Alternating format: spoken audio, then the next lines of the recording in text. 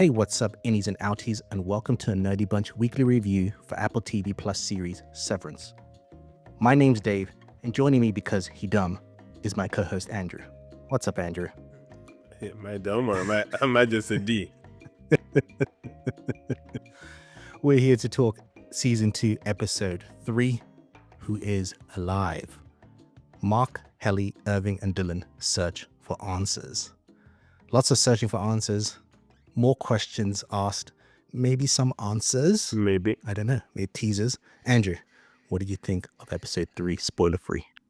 A solid episode. I feel like because first two where we got either side of the any Audi relationship, and yeah, I feel like it's ramped up. We get a lot. The ending, wow, like I think they're moving slightly faster than I even thought. Maybe to me personally, and I feel like this show just keeps on sprinkling just like random shit that's somehow connected, right? Like in each episode there's a new thread that they kind of start to unweave. But yeah, I'm actually really enjoying this season. I was almost scared at first that due to the hype it was just going to be almost I don't want to say lackluster but not be able to like keep up with the hype. But I feel like this episode did a good job of like opening up the world, but also pushing the like previous storylines forward, if that makes sense. So yeah, I'm enjoying it. I think it was a solid episode. Yeah, can't wait to discuss. Once again, this show gives us some beautiful, beautiful imagery. Like throughout this episode again, it's not a spoiler, the opening sequence is just wallpaper everywhere. Beautiful. You talk about it throws a bunch of shit towards us. I would specify and say it throws a bunch of shit towards us. Specifically. I enjoyed this episode again as well. I love when this show kind of pulls on threads. Yeah. And then where those threads lead to is just like, what the Yeah. But in all the best ways. The imagination in the show, it's always constantly amazing. Yeah. I love when sci-fi just take if that then this approach Yeah. to things, but not always in the literal way that you expect. You expect it to be like, oh, we're gonna simply turn this corner and go into this room and get this revelation. Yeah. But it's like, no, not quite. No. Those are some of the beats, but along that path there'll be other beats there. And it might not be a path that you recognize. No. I love the show for that, and I love how things are coming together. And you think, oh, everything's building up to this. Oh wait, but what about this other thing? Oh yeah, damn it, I forgot about that thing. And that's great writing, because at the end of the day, we're still able to keep track of everything. You never get confused about what's happening. You only confused where you're supposed to be confused, right? And I think that's which is about everything else. Yes, test of the good writing. And again, once again, great acting. I love when a sci-fi show is able to force the actors to perform, where the sci-fi aspects are not you're not leaning on visual effects to sell the sci-fi. It's the performances. Yeah. Right. It's not a secret that characters are playing dual roles in this show, and I feel like it's two different people at times. Yeah, 100%. The performance, I'm like, nope, that's a different actor, completely different, even though they look the same. And I think it's brilliant. All right, let's get into the episode. Yes. We have a couple of mini stories happening in this show. We have Miss Cobell and her narrative with Helen. You have Outie Mark's mission. Yeah. You have Any Mark's mission with Helly. Different missions with Helly Audi, because Helly Innie's asleep. Any Dylan gets to meet a piece of Outie Dylan's life. And is sabotaging the squad. Right. Milkshake gets a gift. It's interesting. Or is it? It's a very interesting smile gift, right? I got one too. Question mark. And then even future teasers about Rickon's involvement, right? Because his book is very famous. So which one do you want to start off with? What interests you in terms of all these storylines? Which storyline? It doesn't matter. Which storyline were you kind of most interested in? The goat. All right, let's go straight into the goat. I'm gonna take the mystery wildcard door. And we're introduced into mammalian nurturable. Yes. The names in this show make me do a double take. Okay, do I even know English? Like that is what I heard, right? Googling everything. Like, oh, okay. They did not make that up. Oh, they didn't. Yeah, just like what's going on there when the whole squad pulled up at the end. It's like a horror movie. I was just like, uh, okay, and the fact that they had the level of intellect of interacting even with what's Mark's wife? What's her actual name? I'm not forgetting. Miss Casey. Miss Casey as the Mm. therapist, right? Like, because they all had, or a few of them had an account of her. One even mentioned he got the same like treatment, heard about his outside And self. they liked her. Yeah, so like it's funny that they're like they're personable, but I guess it's just different when you've been, dealing with goats. Imagine their Audi is just always smelling like goats. Like, what the? Right? Like what am I Like, that doing guy's in there? actually wearing like a goat. I know it's a real carcass. Probably is the whole outfit. The show is already weird, but then when you get that, like, oh no, the rabbit hole can go deeper. It's still, yeah, because I still wonder, like, what is the goat thing? Why goats? And like, is there another entrance into that area, or do you always have to crawl through the tunnel, the I'm crawl I'm I'm space? gonna guess there's another entrance though. I feel like that's the goat entrance. It was interesting. The head, Lorna, played by the great Gwendolyn Christie. For Yes. those nerds out there, she's famous for Game of Thrones Yes. and the Star Wars sequel films. She was Mhm. Captain Phasma, Yeah. the one in the big silver stormtrooper type Mhm. armor. Um, She's cool. I love her. I love her in this. I think she kind of very much committed to Mhm. it because they play this kind of dual role of, like, again, instantly being scary because it feels Yeah. like a horror movie. Yeah. We are scared Are you here for to kill Mark, me? It's like, right? But that's like the other side. Is like, us kill you. Are you gonna kill us? Like, yeah. are you scared of me? Yeah. Things like that. And again, we've talked about, and we've seen in the past, last season, how for whatever reason Lumen likes to keep animosity between the different departments, Yeah. right? Like, they always think For the other I person's think the for I antagonist. was assuming it's for control, right? Like just like Of course, of yeah, course. You just don't want yeah. them working together. You No, know, because they will figure no, that shit out real quick. create a union and things like that. No, no, no, no. And so, like, I get interested in what they're doing, but it's just almost like, when she says you should have left while you had a chance. Like, were they ready to kill them? Yeah, yeah, yeah, yeah, yeah. They were. Yeah, you think so? Yeah, yeah, yeah, yeah. The people that deal with animals are a lot more animalistic. Let's be real. I feel like they've had to slaughter some goat maybe or similar. So they would have killed them. Yeah. I did like how they asked to look at their stomachs, because again, What we've seen previous for their season, pouches? right? For their Little pouches. kangaroo Well, pouches. because you've seen previous season, part of like separating them is making up stories, right? Didn't Mhm. they say like the other departments are like crazed heads, Yeah, ravages, things like that? The telling, I feel like you told other departments, like, oh, this department is full of goat people. You'd go, yeah, psh, whatever. yeah. I mean, to be fair, I would think good people was like a centaur, but I Yeah, still I right. still wouldn't expect the reality to be like, oh, okay, okay, you're right. I was wrong. I did not expect, because she said her desk was literally just in the middle of like the not in the middle, but like kind of near the middle of the of just the grass. Like she has a little office desk and a vending machine at the back, and then just grass and goats. So it's like, And I love when it's like, see, they don't have it. And the guy's like, proves nothing. yes, He's still not. He's still not sold It's like on that.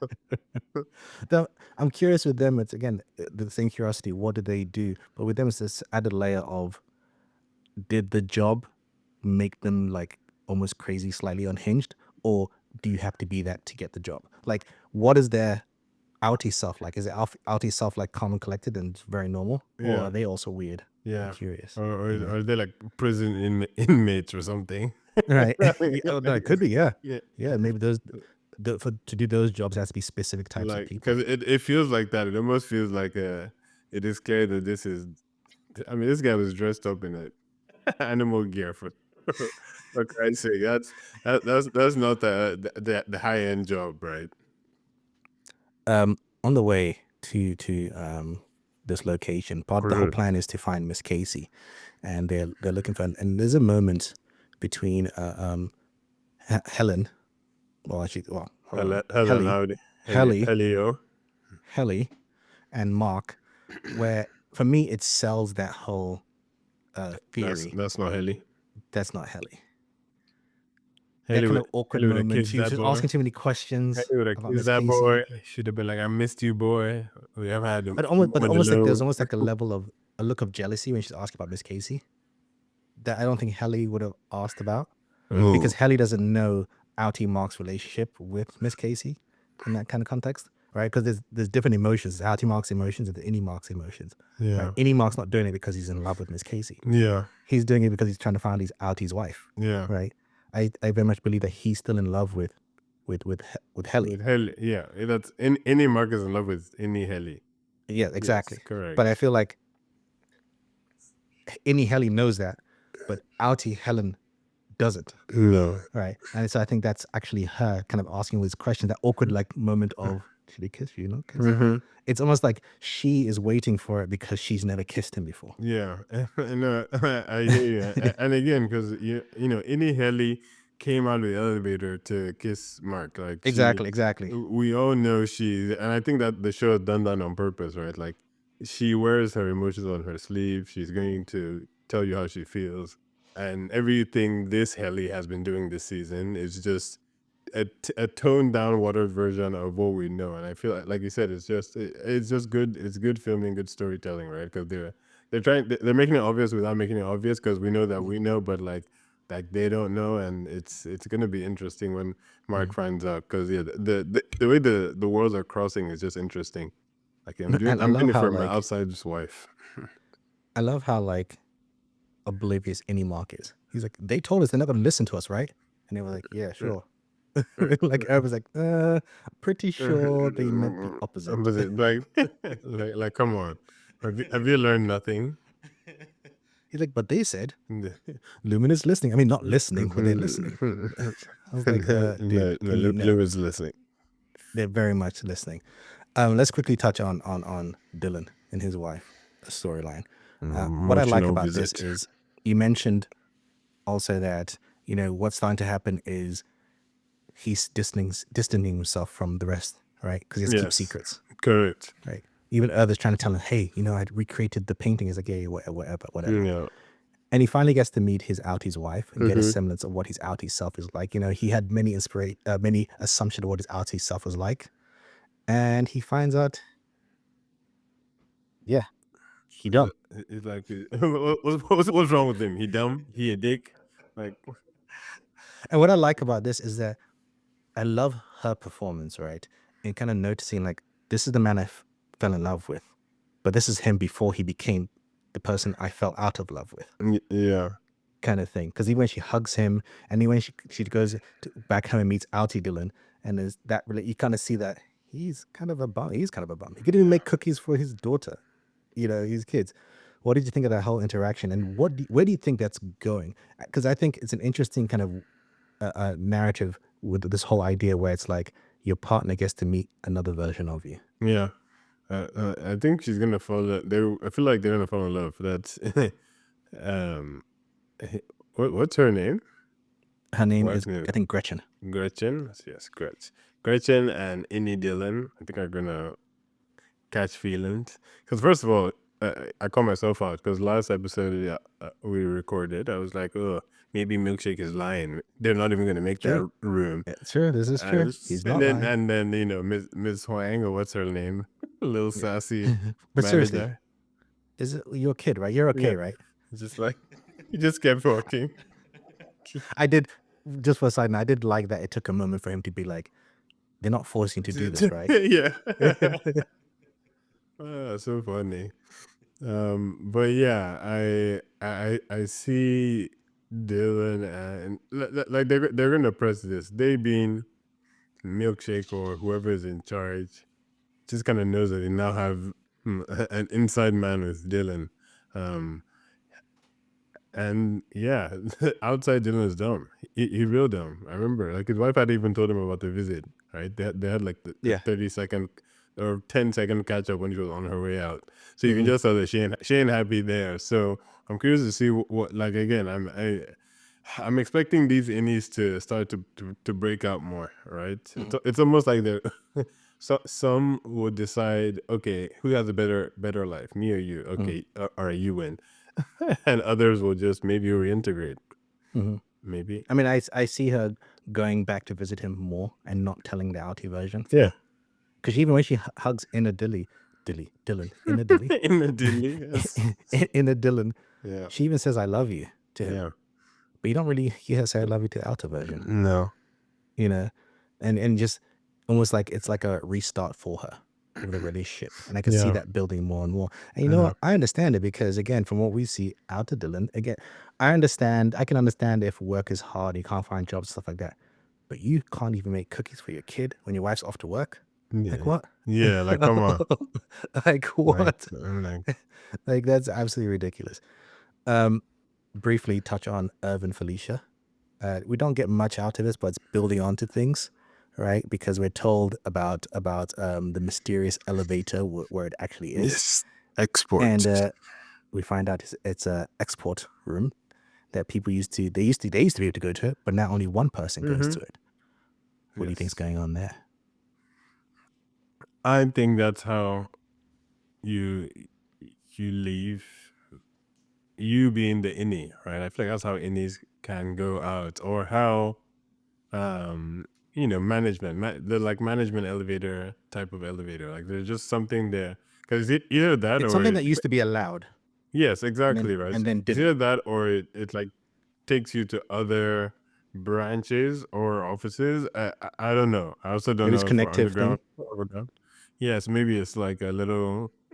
It can move around and take you to various places. That's my guess. Why it's so dark, I don't know, because I don't know if they're just doing like the ominous thing to throw you off.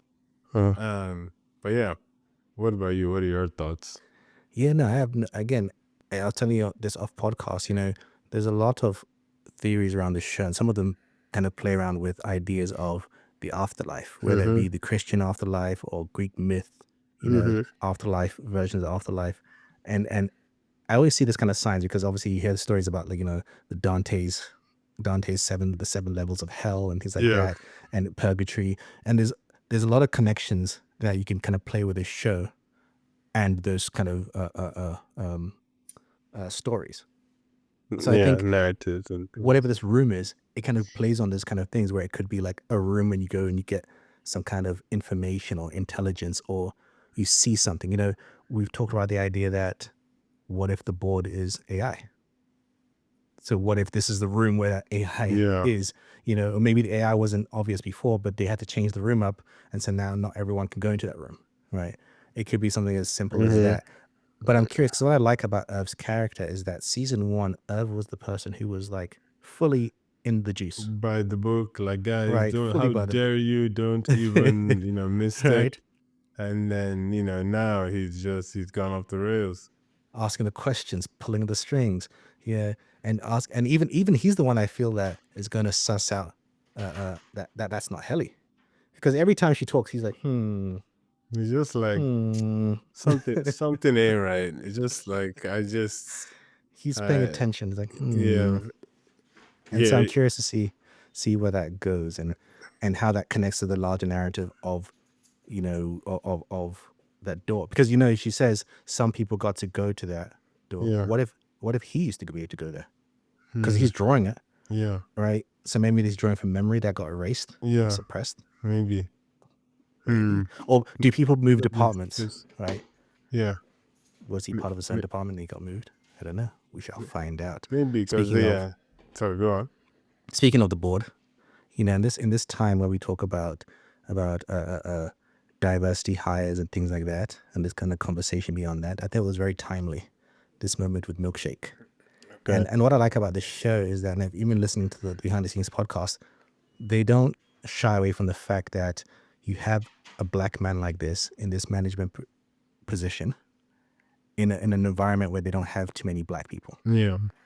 And it doesn't pretend that that's not a thing to address in real life. Like it is. And I love that it addresses in this show.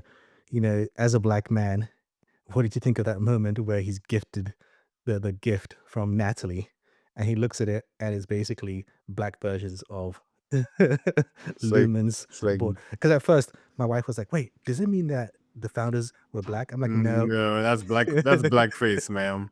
That's They're doing straight up blackface." That's called AI generated images. You look like us, right? It looks like us. It looks like you, right? Yeah. Literally, they're not like us. Yes. That's all I could think.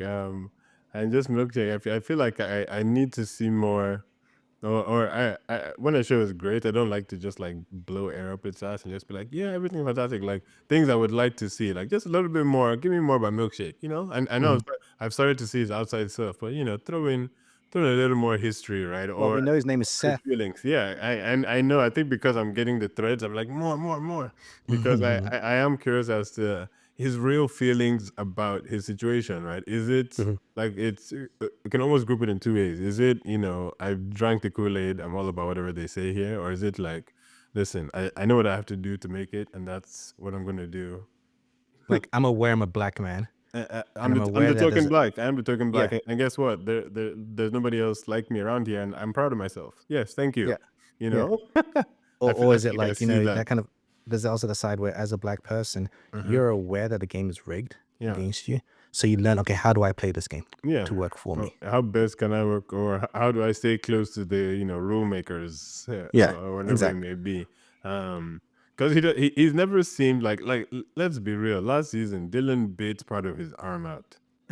I'm sorry, you know, if he, I mean, Mrs. Cabell ain't taking that. I'll tell you for free, right? So Right. I just feel like he is a nice guy deep down, even if he's on the wrong But side. I feel like he's nice. I think there's more to him than just someone who's blind. Because I Mhm. even think a moment like that, right? He has to keep himself in check. Even like when he I feel like he spends a lot of time containing his frustrations. Mhm. Because even when he finds the balloons, he just goes he gets And just angry. grabs it. Right. He And grabs it. Because I think he's aware that as a black man, your actions are, yep, are magnified yep, because you show any level of aggression, yeah, crazy black man. yep, You know? So yep, he constantly has to kind of keep himself in check. Because yep, even that moment, I love the moment between him and Natalie when she's like, "Oh, the board is off the phone," and yeah. he's like, "You like this, right?" And she's like, It's- "Yeah, yeah." Give me some like Get Out vibes, Yeah. right? He's Where like, she's like, she wants to be like, "F these people, these racist motherfuckers," but she can't because they have something against them. They're always mhm, listening, and she has to mhm, be smiled because the board told me to tell you that I also mhm. received the same gift, and Yes. I loved it. Yay! That was brilliant acting on her Man, yeah, face because you yeah. felt the pain. Natalie is coming. She's climbing up there since we're starting to see more of her as well. Because she's the new. Because the third from inside to outside are what, Cobell, Natalie, and Milkshake. Mhm, Because they killed the other dude, mhm. security guy. Rest in peace. And then Natalie's more of a direct line Yeah, to like uh, uh, to the AI. I mean the to the board. board. Sorry, my mistake. Right. it's not Every, just the founder's AI. when she was talking for the AI, I was getting flashbacks of Person of Interest. Great show for whoever needs to go back and watch that. Right, Fantastic show. right. So I'm curious where her narrative goes. And even if she makes a visit to Book writer. What's his name? what's his name? Yeah, Rickon and Rickon Devon. Swally. And he's all like, I mean, she's giving him all the compliments. He's like, "Oh, they love my book Listen, down there." no, What? his The acting is gassing. so funny. Yeah, I love it. He portrays that really well. But like, smart plan, I must say, from Lumen, if anything, right? Because it's like, oh yeah, we can reshape the narrative in a Mhm, non-direct way. Great. mhm, And mhm, so that would work out. But I do like, well, it's not like we see that much of her, but I like I like the person of Mark's sister. Yeah, it's mhm, not like her per se, but I like that we have this person who's kind of aware. She's a thread between in and out Mark, right? So like you can mhm. even see her skepticism when Natalie was there. Just like anything Lumen Sure. is yeah, sketchy. So that's interesting. But I'm curious to learn more about Natalie as well. Like, is she my main question, right, is other than the owners, what does it take for you to be a non-severed employee of Lumen, right? Mm, Is it mm. like, is that a closed group? Is it like, you know, after 50 years, we'll, you know, like Bert, maybe, you know, we'll reintegrate you premium Is version? is is it based on managerial position? Because I feel like anyone from team leader up isn't. Yeah. We haven't seen anyone outside of Helen, right? Mhm. She's the only one, but I think that's more to impress Daddy as opposed Yeah, to something she has to do. exactly. But at the same time, maybe the choice for upper people is like you get those positions because you've proven that you've drank the Kool-Aid for Lumen, right? Because they always Yeah, say praise care, yeah, things like that. They kind of believe and eat that juice. And we haven't really seen fully what Natalie and Milkshake themselves believe. We just see yeah, what they give off, right? yeah. It could be two different things. I'm curious to see where the whole Rickon thing goes and what they do with his character, because in terms of taking his book and wanting to do an indie version of that, right, and how he kind of letting his ego get in the way of blinding him, right, to what's actually happening, because he's just like, oh, they love my book. Yeah, so Don't worry about anything else. He hated Lumen and the whole severing process, right? Right. And now it's like all of us, you know. It's oh, you get a few likes and you're like, oh yay, you know, everything's okay now. I'm fine. This is great. Let's talk about Mrs. Cobell and her story. You know, she leaves, comes back, leaves. Yeah, she needs her tires are screaming. What is it? Her tires are like, what? Can you just Which is it? decide, please? What is it you want? And also, like, why is it dramatic? Like, Right. I've also changed my mind before, and you can make it more like, ah, fine, slow turn.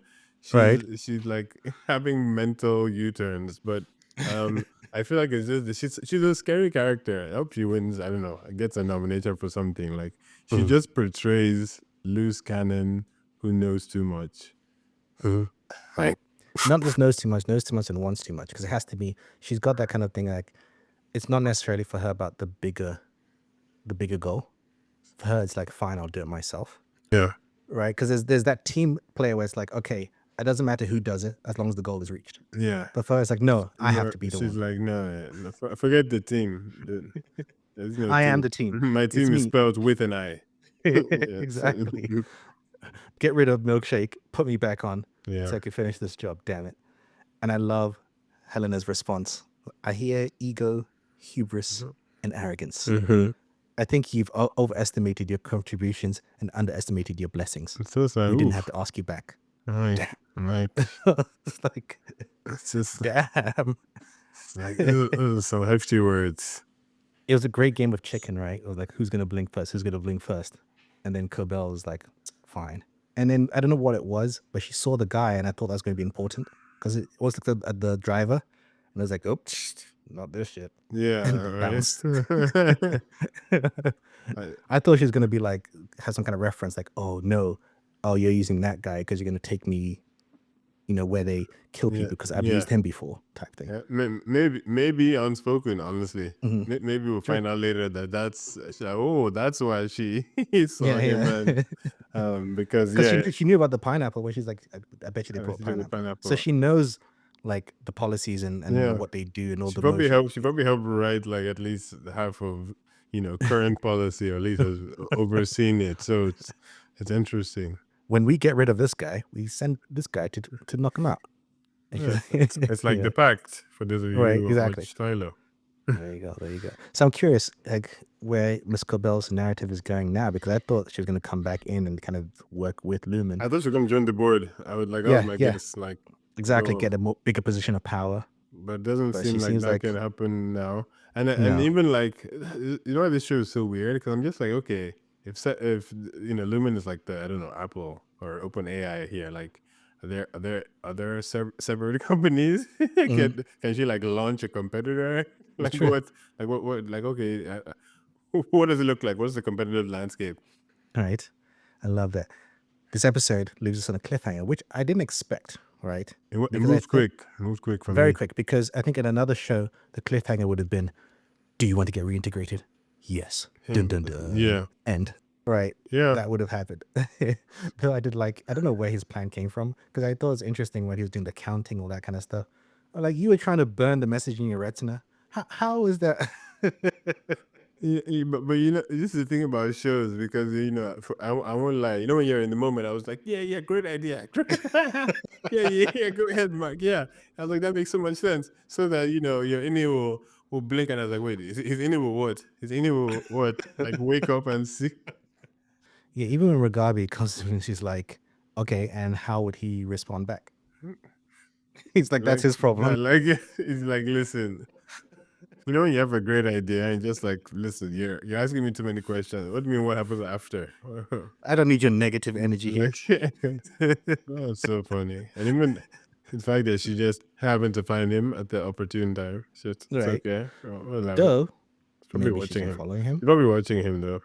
As I say, she'd be following him. I like when he's like, you didn't even tell me about Gemma. She's like, well, If I remember, we were interrupted. It's like hello, they were shooting at us, She's remember? some sus. Yeah. But I like seeing the visual of the reintegration process. Again, I liked Mark's concerns where he's like, you did that to my friend before and he kind of I died. saw him lose his shit first of all, and then And then it's she's like, yeah, but I'm better now. Okay, cool. Like, is that enough to make you do it? I mean, I guess he's doing she it for love. panicked. She panicked mid. Wait, what happened mid process? Like he started shaking, and then Yeah. she was freaking out too. I thought that was a cool scene. Just watching there, it felt very Fringe, almost. Yes, it's very Fringe, especially when you take I love sci-fi like that, like Fringe or even Inception, where the device you use isn't some like crazy tech device. No, it's just like you You need know, to just. It's always comes down to frequencies. It's just yeah, like exactly. just Yeah.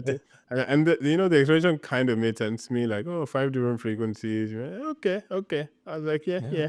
Merging. The couch science checks out. If the lines It's merge, it meant works. like That's how it works, right?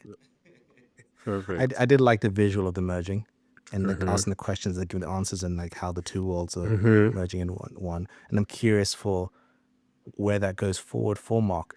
Does he have, because having both sets of memories doesn't mean you can make sense of the memories. Yeah. Right, it's not the same thing. Where do you think that's going for Mark? And So- what are the ramifications, if any? That's what I wondered, right? Because the final shot made me. I mean, it's not like I want to see him as that, but it made me think of him as Two-Face from Batman, right? You know, the OG Two-Face with the literal two-sided suit. So yeah, I wonder if it's going to be like a Smeagol Gollum situation, like Which switches. your turn, or is it like a now we shared memories, right? And a little bit of a headache, but we're all on the same page now. I kind of think the latter. I feel like it's going to be because his friend who was reintegrated just knew. No, he remembered everything. Even though he was having issues, he remembered everything, both inside and outside. So I feel like if she did it properly, he should be Super Saiyan in any outie, as opposed to just one or the other. Again, couch I science. agree. I Couch think, science checks out. and I think she may have improved on it, but I think there'll still be side effects. And I like this idea of eventually you can have a mind where it's both, the best of both, right? But I think there might be times where it switches back and forth because I think there's still going to be moments of one personality trying to be the dominant over the other. Yeah. Right. Given certain moments. Because again, if you look at a lot of sci-fi uses the idea of love as this kind of disruptor. Yeah. Right. To all things. So it's like Outie Mark loves Gemma. Any Mark loves Helly. So it could be a point where he has to choose and they have to fight over which one is which. Yeah. And I can see those repercussions coming down the line. I agree, especially because again, this process is so like undocumented, and I don't know the specifics. That I just even wonder. And the other thing I wondered is there a timer now on Mark? Right, like you said, similar to his friend Paul. Is his name Paul? Yes. Yeah, similar to him. Even if it's done right, I can't say I've seen a successfully reintegrated person who lived to a ripe old age. I can't say I have. And if you take it down that rabbit hole, like reintegration, right, where you have Outie and Innie, two separate personalities, does that combined? Is that a third personality technically? Yeah, that's what I said. Super Saiyan. Yeah, it's actually like a fusion, not Super Saiyan. It's like right, exactly. And so, like, does that mean that when we talk about getting rid of the other personalities, it looks like it's more technically death? So does that mean he has to kill Outie and Innie Mark to create this hybrid Mark? Where it's completely different. And being different, what is that? Does that different Mark have the same goals? I find it interesting. I'm curious to see where that goes. Well, what do you nerdies think of this episode? What do you think of all the theories? What do you think of the goats? What's Miss Cobell's plan? What's the ramifications and the fallout of reintegration? And what does Seth have to say about those paintings? Will he put up on his wall or will he hide it? Find us on social media at The Nerdy Bunch. We'd like to hear all your theories. You can also find us on email, thenerdybunchpod@gmail.com. Yes. Give us some recommendations for shows and movies that you'd like us to check out and review. Check out some of our other podcasts. We're currently doing Your Friendly Neighborhood Spider-Man. great. We're liking that a lot. What else are we doing? I think that's There's a lot of stuff coming. Y'all stay There's tuned. lots of stuff coming. And hey, y'all, we're literally like what 11 days from Captain America. Scream. Yes, that's coming up. Anyway, thank you, Andrew. Thank you, David. My name's English Dave, and this has been a Nerdy Bunch review for Severance Season 2, Episode 3. And as always, Andrew, Keep it nerdy. peace.